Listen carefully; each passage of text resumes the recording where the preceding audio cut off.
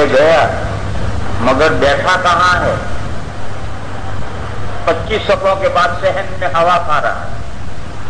نہیں، امام کے قریب بیٹھے. دنا کا مطلب یہ ہے امام کے قریب رہا.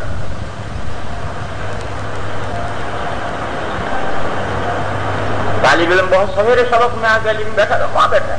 کیوں ٹیک لگا کر بیٹھے؟ وہ ٹیک لگا کر بیٹھا بیٹھا سوتا ہی رہے گا. تو دنا کا ایک خاص مقصد ہے. پھر جب امام نے خطبہ شروع کیا تو اس نے کان لگا کر سنا. یہ نہیں کہ بیٹھا بیٹھا مکھیاں مار رہا ہے، سو رہا ہے. قریب ہونے کا کیا فائدہ ہے جب تو بیٹھا بیٹھا سو رہا ہے؟ بازا خالی پہلی ٹپائی پہ بیٹھا سو رہا ہے. اس کے یہاں بیٹھنے سے کیا فائدہ ہے؟ یہاں بیٹھ تاکہ سوتا رہے جتنا سونا ہو تجھے. پہلی ٹپائی پہ بیٹھا سو رہا ہے، پہلی ٹپائی میں بیٹھنے کا فائدہ کیا ہے؟ لہذا جو امام کے قریب بیٹھا ہے صرف قریب ہونے کا کوئی فائدہ نہیں ہے، جب کان لگا کر سنے تب فائدہ ہے. وَدَنَا وَاسْتَمَعَ، کان لگا کے سن بھی رہا ہے اور باتیں بھی کر رہا ہے. اثر کے بعد تقریر کرنے جانا ہے، کان میں ادھر لگا رکھا ہے، باتیں ادھر کر رہا ہے. نہیں، بات کرنے کے ساتھ کان لگ ہی نہیں سکتا. آپ کسی کے ساتھ چاہے آہستہ آہستہ بات کر رہے ہو، اب اجتماع ہو ہی نہیں سکتا. کان لگا کر سننے کا جو مفہوم ہے مانے ہماتن متوجہ ہو کر سننا. کسی کے ساتھ بات کرنے کے ساتھ ہماتن متوجہ ہو کر آدمی سن ہی نہیں سکتا. اس لیے یہ قید بھی لگائی کہ دنا واستمع وانصت. تو اس شخص کو ثواب ملے گا ہر قدم کے بدلے میں جو وہ چلے گا. یخطوہا کے معنی جو وہ چلے گا. ہر قدم کے بدلے میں جو وہ چلے گا 1 سال کے روزوں کا اور 1 سال کی تراویح کا ثواب ملے گا. لیکن یہ ایک جمعہ کا ثواب نہیں، یہ پوری زندگی یہ معمول رہے اس کا. دعوما اور صابرات کی قید ملحوظ رہتی ہے. اور پہلے میں ایک اشارہ کر کے آیا ہوں کہ آپ ایک جمعہ میں اتنا کر لیں، یہ ثواب نہیں ہے. تو پوری زندگی کا یہ معمول ہو تو پوری زندگی یہ عمل کرنے کا ثواب یہ ہے کہ 1 سال کے روزوں کا اور 1 سال کی تراویح کا ثواب ملے.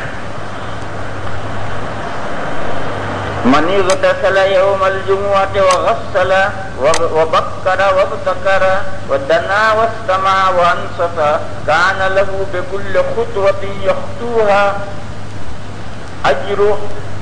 یہ کانا کا اسم مؤخر ہے. اجر سنت صيامها وقيامها، یہ بدل ہے. سنت اجر سے سنت سے بدل ہے، اجر سے نہیں. كان له بكل خطوة يخطوها أجر سنة صيامها وقيامها. قال محمود في هذا الحديث قال وكيع اغتسل هو، اغتسل کا معنی ہوا خود نہایا. وغسل امرأته، اور بیوی کو نہلایا. ويروى عن ابن المبارك أنه قال في هذا الحديث معنی في شرح هذا الحديث، في تفسير هذا الحديث، من غسل واغتسل، الفاظ آگے پیچھے کر دی. من غسل واغتسل یعنی غسل رأسه واغتسل. غسل رأسه بھی کہہ سکتے ہیں، غسل ثيابه بھی کہہ سکتے ہیں. وفي الباب عن ابي بكر وعمران بن حسين وسلمان وابي ذر وابي سعيد وابن عمر وابي ايوب. قال ابو عيسى حديث اوس بن اوس حديث حسن. وابو الاشعث الصنعاني اسمه شرحبيل بن عادة. باب في الوضوء يوم الجمعة. یہ کوئی نیا باب نہیں ہے، وہ شروع سے جو باب ہیں وہی چل رہے ہیں. وبه قال حدثنا ابو موسى محمد بن المثنى قال حدثنا سعيد بن سفيان الجهدري قال حدثنا شعبة عن قتادة عن الحسن عن سمرة بن جندب بھی پڑھ سکتے ہیں اور جندب بھی پڑھ سکتے ہیں. قال قال رسول الله صلى الله عليه وسلم من توضأ يوم الجمعة فبها ونعمت. فبها کی تقدیر عبارت ہے فبالخصلة الحسنة أخذ. فعل پوشیدہ ہے. فقد أخذ بها أي بالخصلة الحسنة. اس نے بہت اچھا کام کیا، وضو کیا تو بہت اچھا کیا. فبها أي في فبالخصلة الحسنة أخذ والنعمت اس کی تقدیر ہے والنعمت الخصلۃ نعمت الفعلۃ کیا یہ جو کام اس نے کیا وہ ہوا یہ دونوں لفظ استعمال کرو تب بھی وہی مطلب ہے دونوں میں سے ایک استعمال کرو ایک بھی کر سکتے ہو اردو میں ایک ہی استعمال کرتے ہیں اگر ایسا تو فبیہا ہی استعمال کرتے ہیں تو صرف فبیہا بھی آپ استعمال کرتے ہیں صرف نعمت بھی استعمال کر سکتے ہیں دونوں استعمال کرو دونوں استعمال کر سکتے ہو مفہوم ہر صورت میں یہ ہے کیا مفہوم ہے وہ ہوا من توضأ یوم الجمعۃ فبیہا ونعمت ومن اغتسل فالغسل افضل اب تو لوگ کیا ترجمہ واہ کے بعد تو کوئی درجہ نہیں ہے ڈبل واہ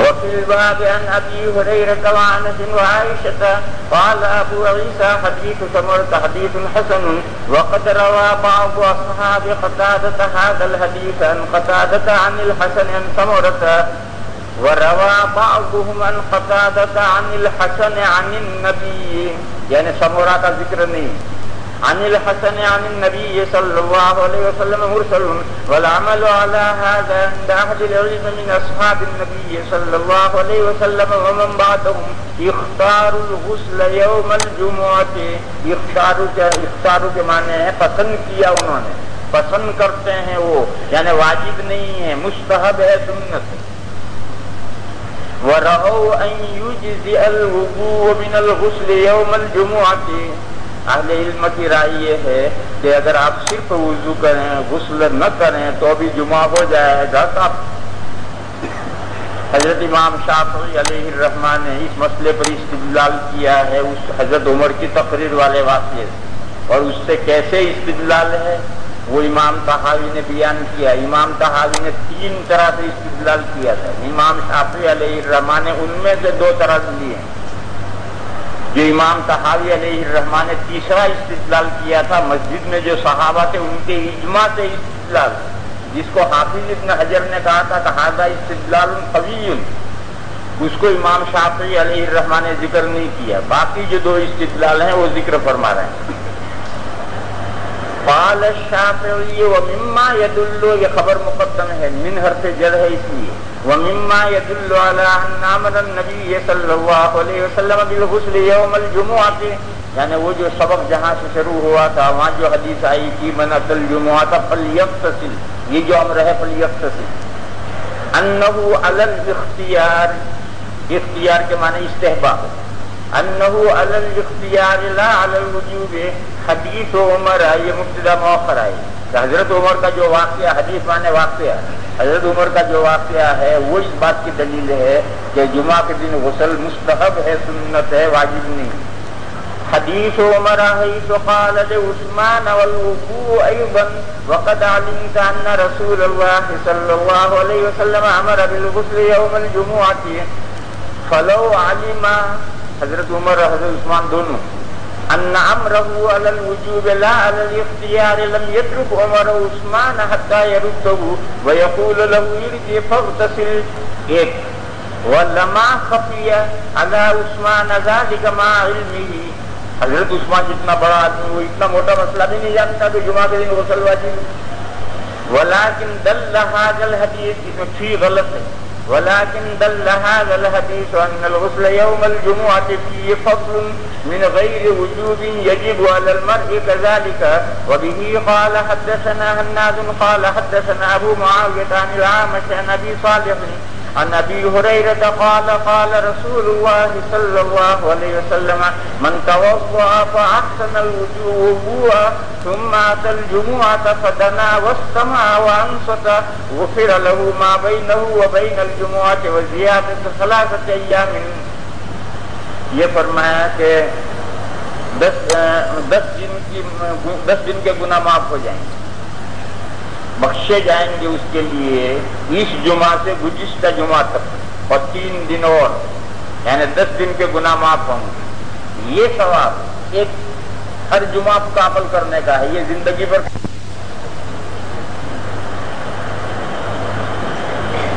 جس جمعہ کو آپ یہ عمل کریں گے 10 دن کا مغفرت ہو. لیکن اس میں ایک شرط ہے.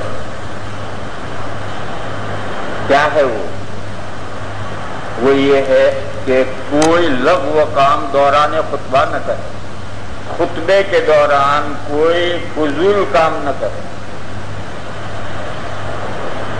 اگر اس نے کنکر کو چھو لیا یہ بھی لغو کام ہو گیا، ثواب گیا. کنکر کو چھو لیا لغو کام ہو گیا، ثواب گیا. اس زمانے میں جس زمانے میں حضور یہ ارشاد فرما رہے ہیں مسجد نبوی میں فرش کچا تھا، مٹی بچھی ہوئی تھی، اس مٹی میں سنگریزے بچے. ایک تو یہ ہے کہ کوئی ضرورت ہے اس لیے کنکر کو اسے ٹھیک کیا، وہ الگ مسئلہ ہے، وہ تو نماز کے اندر بھی کرنے کی اجازت ہے. ایک ہے بطور کھیل اس نے کنکر کو چھویا، لغو کام ہوا، ثواب گیا. اب مسجدوں میں کنکر تو نہیں رہے. یہاں اب مثال کیا ہوگی؟ اب مسجد میں بیٹھا بیٹھا تقریر بھی سن رہا ہے اور ہاتھ سے چٹائی بھی توڑ رہا ہے. بیٹھا بیٹھا چٹائی توڑ رہا ہے اور خطبہ بھی سن رہا ہے، چٹائی بھی توڑ رہا ہے. یہ چٹائی بھی توڑ رہا ہے، لغو کام کے سبب ہے. دوسری مثال تقریر بھی سن رہا ہے، ناک میں ڈال کر کے سیاہ مرچ بنا کر کے بھی ڈال رہا ہے. یہ لغو کام کیا، ثواب گیا.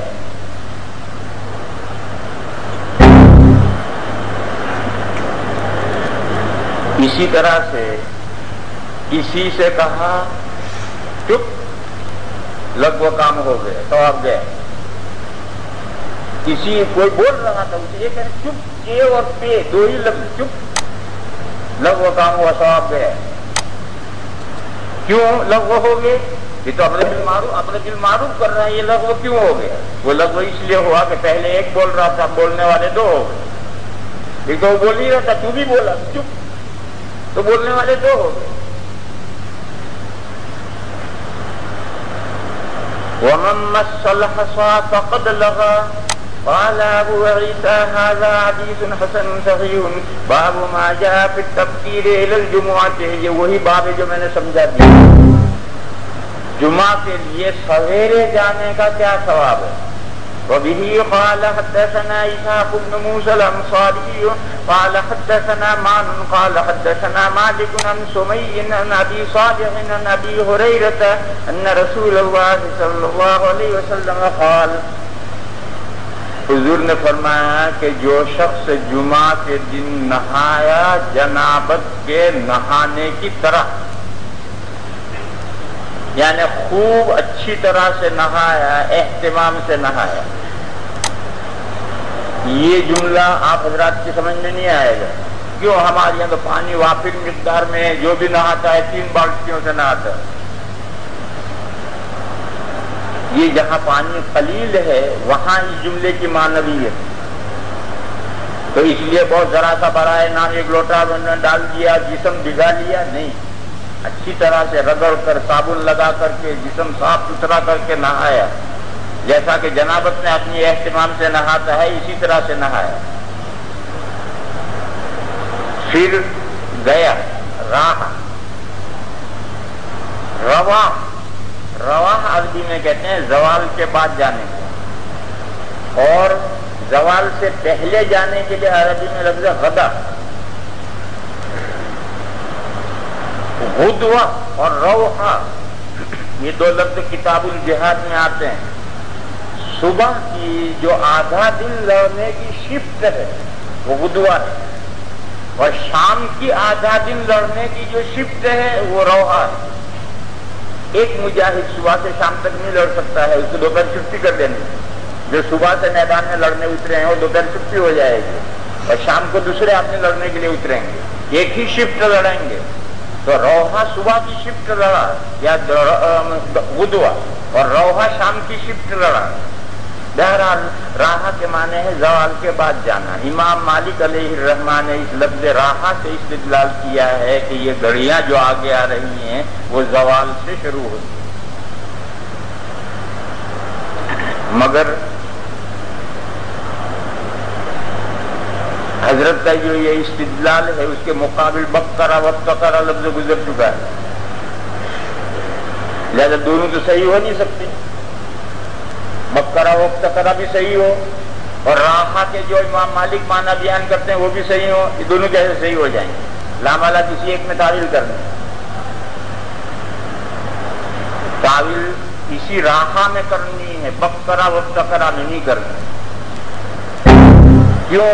بقرہ کے ساتھ ابتکرہ تاکید آ گئی، اب اس میں کوئی تعویل نہیں چلتی، اور راحہ کے معنی جو زوال کے بعد جانے کے ہیں یہ معنی اس وقت میں ہے جبکہ اس کا مقابل غدا ہو، تو غدا کے معنی صبح جانا اور راحہ کے معنی شام جانا، لیکن اگر مقابل نہ ہو تو پھر اس کے معنی ہے غدا کے معنی بھی ہے جانا اور راحہ کے معنی بھی ہے جانا، وقت کا مفہوم ختم۔ جیسے افعال ناقصہ میں آپ نے پڑھا ہے اصبح امسا، تو اصبح میں صبح کے معنی ہے، امسا میں شام کے معنی ہے، لیکن سارا کے معنی میں استعمال ہوتے ہیں، اور وہ صبح اور شام کا وقت اس میں سے ختم کر دیا جاتا ہے۔ ہاں آمنے سامنے اصبح اور امسا ہے تو پھر اب صبح اور شام کا وقت ملحوظ رہے گا۔ آپ یوں کہیں کہ اصبح زید پاگلن، تو اب اس کے معنی یہ تھوڑے جو صبح کے وقت پاگل ہوا، نہیں، زید پاگل ہو گیا، یہی مفہوم ہے اس کا۔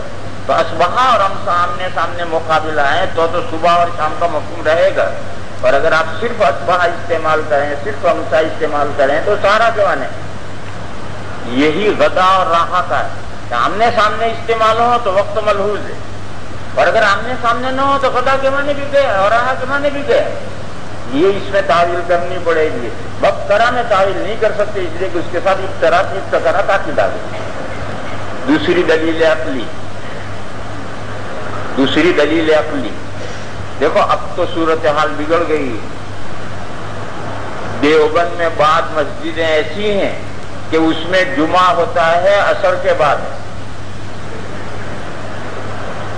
2:30 بجے 3:30 بجے جمعہ ہو رہا ہے، دیوبند میں ایسی مسجدیں ہیں، لیکن جو اصل شریعت کا حکم ہے وہ یہ ہے کہ زوال ہوتے ہی اذان ہوگی، 10-15 منٹ کے بعد تو خطبہ شروع،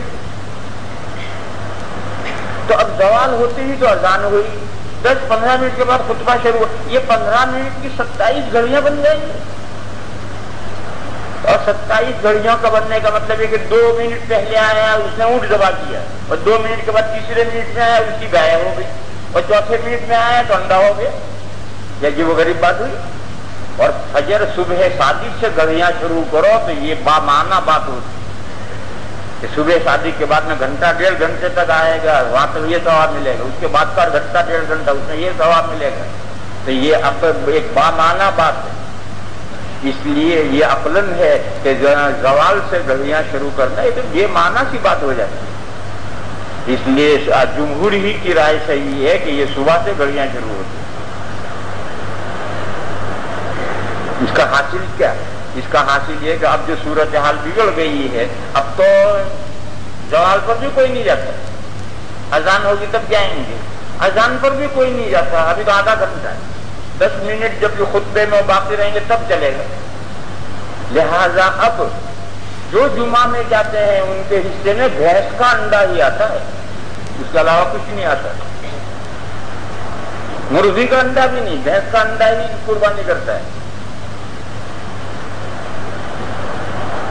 قال من اغتسل يوم الجمعة غسل الجنابة ثم راح فكأنما قرب بدنة، بدنہ بھی بڑے جانور کو کہتے ہیں، گائے بھینس بھی بدنہ ہے، لیکن اگر یہ بقرہ کے مقابل میں استعمال ہو تو پھر بدنہ کے معنی اونٹ، یہاں بقرہ کے مقابل استعمال ہو رہا ہے لہذا یہاں معنی ہے اس کے اونٹ، فَكَأَنَّمَا قَرَّبَ بَدَنَةً وَمَنْ رَاحَ فِي السَّاعَةِ الثَّانِيَةِ فَكَأَنَّمَا قَرَّبَ بَقَرَةً وَمَنْ رَاحَ فِي السَّاعَةِ الثَّالِثَةِ فَكَأَنَّمَا قَرَّبَ كَبْشًا، کبش کے معنی ہے مینڈا، دو ہوتے ہیں، ایک بکرا اور ایک وہ بال والا مینڈا، تو بال والا جو مینڈا ہے کبش کے معنی یہ ہے، بکرا اس کا معنی نہیں، اور قربانی کے باب میں یہ لفظ آتا ہے کہ حضور نے کبش کی قربانی کی، وہ کبش مینڈھا ہے۔ اور عربوں کے یہاں آج بھی بکرے سے زیادہ اہمیت مینڈھے کی، ہمارے یہاں مینڈھے کی اہمیت سے ہمارے یہاں بکرے کی اہمیت، مگر عربوں کے یہاں آج بھی بکرے کی وہ اہمیت نہیں جو مینڈھے کی۔ فَكَأَنَّمَا قَرَّبَ كَبْشًا أَقْرَنَ، اقرن کے معنی سینگ دار، ایسا مینڈھا بڑا شاندار ہوتا ہے، تو سینگ دار کا مطلب شاندار۔ وَمَنْ رَاحَ فِي السَّاعَةِ الرَّابِعَةِ فَكَأَنَّمَا قَرَّبَ دجاجتن دوجاجتن تینوں اعراب پڑھ سکتے۔ مرغی دوسری کتابوں میں روایت ہے جن میں مینڈھے اور مرغی کے بیچ میں بطخ کا ذکر ہے۔ مینڈھے کے بعد میں بطخ کا ذکر ہے، یہاں بھی وہی ہے۔ ہمارے یہاں مرغی کی اہمیت زیادہ ہے، بطخ کی کوئی اہمیت نہیں۔ بطخ اگر ذبح کر کے کسی کی دعوت کرو کھائے گا نہیں، میں نہیں کھاتا۔ عربوں کے یہاں اس کا برعکس ہے، ان کے بطخ کی زیادہ اہمیت ہے مرغی کی بنسبت۔ تو بعض کتابوں میں بطخ کا ذکر ہے، پھر مرغی کا ذکر ہے۔ فَكَأَنَّمَا قَرَّبَ دُجَاجَةً وَمَنْ رَاحَ فِي السَّاعَةِ الْخَامِسَةِ فَكَأَنَّمَا قَرَّبَ بَيْضَةً۔ نسائی شریف میں مرغی اور انڈے کے بیچ میں چڑیا کا ذکر ہے، عصفور، ایک مرتبہ اور بڑھا ہوا ہے، مرغی کے بعد میں عصفور چڑیا ہے۔ عربی میں عصفور کہتے ہیں جس کو اردو میں چڑیا کہتے ہیں۔ چڑیا کسے اردو میں کہتے ہیں؟ یہ ہے کبوتر ہے، فاختہ ہے، مینا ہے، گوریا ہے، بیا ہے، یہ سب عصفور ہیں۔ یہ جو گوریا آ کر بیٹھتی بیا، یہ بیا ہی عصفور نہیں ہے، یہ بیا ہے، گوریا ہے، فاختہ ہے، مینا ہے، کبوتر ہے، یہ سب عصفور ہیں۔ ظاہر ہے کہ مرغی کے بعد میں نمبر اس عصفور کا آئے گا، جیسے کبوتر فاختہ اس نے قربانی کیا۔ پھر آخر میں انڈا، طالب علم کہتا ہے کہ یہ سب تو جانور ہیں، ان کو تو قربانی ہو سکتی ہے، انڈے کو کیسے قربانی کریں گے؟ جواب یہ ہے کہ یہاں قربانی کرنے کا لفظ ہے، ذبح کرنے کا لفظ نہیں۔ تم غلط لفظ کے معنی سمجھ رہے، ذبح کرنا اور ہے، قربانی کرنا اور ہے۔ قربانی تو آپ روپیوں کی بھی کر سکتے ہیں، اللہ کے راستے میں قربان کیجئے، اللہ کے راستے میں صدقہ کیجئے، اللہ کے راستے میں خیرات کیجئے۔ یہ اللہ کے راستے میں خیرات کرنا، صدقہ کرنا، یہ قربان کرنا ہے۔ ذبح کرنا اور ہے، قربان کرنا اور ہے۔ گویا انڈا خیرات کیا، قربا کے معنی گویا انڈا خیرات کیا۔ فَكَأَنَّمَا قَرَّبَ بَيْضَةً فَإِذَا خَرَجَ الْإِمَامُ، تو وہ فرشتے جو مسجد کے دروازے پر بیٹھ کر کے رجسٹر لکھ رہے ہیں، ڈائری لکھ رہے ہیں کہ کون کس گھڑی میں آیا، وہ اپنا رجسٹر بند کر کے مسجد میں آ جاتے ہیں خطبہ سننے کے لیے۔ اب جو آتا ہے اس کا کوئی اندراج نہیں، یعنی اس نے گویا کچھ بھی خیرات نہیں کی۔ فَإِذَا خَرَجَ الْإِمَامُ حَضَرَتِ الْمَلَائِكَةُ يَسْتَمِعُونَ الذِّكْرَ۔ امام اعظم رحمت اللہ علیہ کے لیے، امام اعظم رحمت اللہ علیہ کے لیے اس سے استدلال کیا گیا ہے۔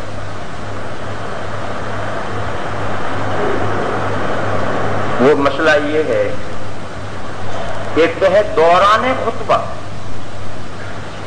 تو کلام کرنا جائز نہیں، لیکن خطبہ شروع ہونے سے پہلے امام آ کر ممبر پر بیٹھ گیا، ابھی خطبہ نہیں شروع، اذان ہوگی، لاؤڈ اسپیکر کھولے گا، یہ جو قبیل خطبہ ہے اس میں بات چیت کر سکتے ہیں یعنی۔ اسی طریقے سے جب امام خطبہ ختم کر کے نیچے اتر آئے، اب نماز شروع کرے گا، اس درمیان میں بات چیت ہو سکتی ہے نہیں؟ صاحبین کہتے ہیں کہ ہو سکتی ہے۔ جو کلام کرنے کی ممانعت آئی ہے وہ تو خطبے کے دوران آئی، جب امام خطبہ دے رہا ہو مت بولو، لیکن ابھی خطبہ شروع نہیں کیا، اس سے پہلے بول سکتے ہیں۔ جب وہ خطبہ ختم کر چکا تو اب بھی بول سکتے ہیں۔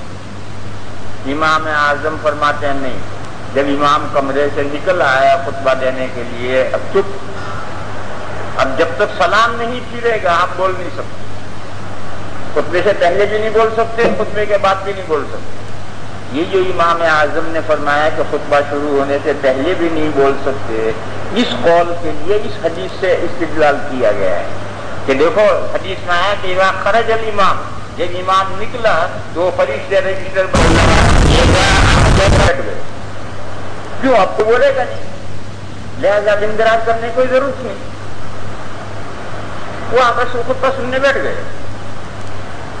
لیکن یہ استدلال جو ہے یہ زبردستی کا ہی استدلال ہے، کیونکہ یہ رجسٹر بند کر کے جو آ کر کے بیٹھے ہیں یہ نامہ اعمال لکھنے والے فرشتے نہیں، نامہ اعمال بولنے ہو تو ہر وقت تیار ہیں، ما یلفظ من قول الا لدیہ رقیب عتید، یہ تو الگ فرشتے ہیں جو اسی کام کے لیے آ کر بیٹھے ہیں، ان کا کام پورا ہو گیا، جب امام نکلا تو ان کا کام پورا ہو گیا، وہ بند کر کے رجسٹر بند کر کے خطبہ سننے بیٹھ گئے، اور آپ بولیں گے کہ بولنے کا گناہ لکھنے والے، وہ تو نامہ اعمال لکھنے والے فرشتے ہیں، وہ تو نماز کے اندر بھی بولو گے تو لکھتے رہیں گے، وہ تھوڑے غافل ہوتے ہیں اس سے۔ اس لیے یہ استدلال صحیح نہیں کہ اب کوئی بولے گا ہی نہیں، کہ بولنا جائز نہیں ہے، لہذا کوئی بولے گا ہی نہیں، لکھنے کی ضرورت نہیں، یہ استدلال صحیح نہیں، یہ فرشتے اور ہیں، نامہ اعمال لکھنے والے فرشتے اور ہیں۔ وفي الباب عن عبد الله بن عمر وسمرة قال ابو عيسى حديث ابي هريرة حديث حسن صحيح باب ما جاء في ترك الجمعة من غير عذر، عذر شرعی کی وجہ سے اگر جمعہ نہ پڑھے، ظہر پڑھے، کوئی بات نہیں، جیسے ایک آدمی بہت بوڑھا ہے، ایک آدمی بہت بیمار ہے، شریعت نے خود اس کی سال میں اس عذر کو معتبر مانا ہے، اب اگر یہ بوڑھا اور یہ بیمار جمعہ کے لیے نہ جائے، گھر ظہر پڑے تو کوئی بات نہیں۔ ایک شخص بغیر عذر شرعی کے جمعہ پڑھنے نہیں جاتا، گھر ظہر پڑھتا ہے، اس کی کیا وعید ہے؟ حدیث شریف جو پیش کریں گے وہ ٹھیک ہے، کوئی بہت اعلیٰ درجے کی تو نہیں ہے، مگر بالکل گری ہوئی ضعیف بھی نہیں۔ وبه قال حدثنا علي بن خشرم قال حدثنا عيسى بن يونس عن محمد بن عمرو عن عبيدة بن سفيان عن ابي الجعد عن الضمري، ابو الجعد صحابی، کیسے معلوم ہوا؟ کہ یہ جو محمد ابن عمرو راوی ہے وہ یہ کہتا ہے کہ یہ صحابی، ان ابی الجعد یعنی الضمری وکانت له صحبۃ فیما زعم محمد بن عمرو قال قال رسول اللہ صلی اللہ علیہ وسلم، 3 بار جمعہ چھوڑ دیا، یہ مسلسل ہے، زندگی میں 3 بار نہیں، 3 جمعے مسلسل۔ کہ مسلسل قید کہاں سے لائے؟ اسی کے اندر مراتن میں یہ مفہوم پوشیدہ ہے، یہ لفظ مراتن میں یہ مفہوم ہے کہ 3 جمعے مسلسل نہیں پڑھے، گھر ظہر پڑے، کیوں جمعہ پڑھنے کیوں نہیں گیا؟ تہاوناً بہا، جمعہ کی بے قدری کرتے ہوئے، جمعہ کو ہیچ سمجھتے ہوئے، ارے کیا ضروری ہے جمعہ پڑھنے جانا، ہم نہیں جاتے، ہم تو گھر ظہر پڑھیں۔ تہاوناً بہا کا مطلب یہ ہے جمعہ کو کی اہانت کرتے ہوئے، جمعہ کی بے قدری کرتے ہوئے، جمعہ کو ہیچ سمجھتے ہوئے، کوئی اہمیت ہی نہیں اس کے دماغ میں، اس کے دماغ میں کوئی اہمیت ہی نہیں، اس لیے جمعہ پڑھنے نہیں گیا، گھر ظہر پڑھ رہا۔ 3 جمعے اگر مسلسل یہ ہوا تو اللہ تعالیٰ اس کے دل پر ٹھپا لگا دیں گے، مہر لگا دیں گے۔ لفافے پر جب مہر لگ جاتی ہے اب اس لفافے میں کوئی چیز داخل نہیں کی جا سکتی، جب دل پر ٹھپا لگ گیا اب اس دل میں خیر شاید ہی داخل، یعنی آئندہ شاید ہی اسے توفیق ہو جمعہ پڑھنے جانے۔ من ترک عن ابن عمر وابن عباس وسمرة قال ابو عيسى حديث ابي الجعد حديث حسن قال وسألت محمدا عن اسم ابي الجعد الضمري. ان صحابی کا کیا نام ہے؟ فلم يعرف اسمه. امام بخاری نے کہا مجھے معلوم. امام بخاری نے یہ فرمایا کہ اس صحابی کی بس یہی ایک حدیث ہے اور کوئی ہم حدیث نہیں آتی، یعنی قلیل الروایہ. وقال لا عارف له عن النبي صلى الله عليه وسلم إلا هذا الحديث. قال أبو عيسى ولا نعرف هذا الحديث إلا من حديث محمد بن عمرو. لیکن دیکھو یہ فضائل کا باب ہے. تم کو یہ فضائل کہاں ہے؟ یہ تو وعید کا باب ہے. یہ وعید کا باب یہ فضائل کا باب ہے. یہ وعید کا باب یہ بھی فضائل کا باب ہے. یہ تو آدھا مسئلہ بولا جاتا ہے فی فضائل الاعمال. یہ آدھا مسئلہ ہے. اعمال کے فضائل ہوں یا اعمال کی ترک عمل پر وعیدیں ہوں، ترک عمل پر وعیدیں ہوں یا عمل کرنے پر فضیلتیں ہوں، یہ ایک ہی باب ہے. دونوں مل کر مسئلہ مکمل ہے. جیسے عذاب قبر برحق، یہ آدھا مسئلہ ہے. عذاب قبر کس کے لیے؟ وہ ساتھ نافرمانوں کے لیے، کفار کے لیے. تو آدھا مسئلہ ہے. اور جو اللہ کے نیک بندے ہیں، صالحین ہیں، ان کے لیے عذاب کی راحتیں برحق. اب یہ دو مل کر مسئلہ مکمل ہوا. لیکن عام طور پر بولتے آدھا ہی مسئلہ ہے کہ عذاب قبر برحق. اسی طرح سے یہ آدھا مسئلہ ہے. اسے سمجھو کہ فضائل اعمال یہ آدھا مسئلہ ہے، یعنی عمل کرنے پر ثواب. اور ایک ہے عمل نہ کرنے پر جو وعید ہے، یہ بھی فضائل اعمال ہے. اور وہ جو قاعدہ ہے کہ فضائل اعمال میں ضعیف حدیث معتبر ہے، یہ وہی فضائل اعمال کا باب ہے. لہذا یہ وعید کا باب ہے. یہاں بھی ایسی ہلکی حدیث بھی معتبر ہے. لا الہ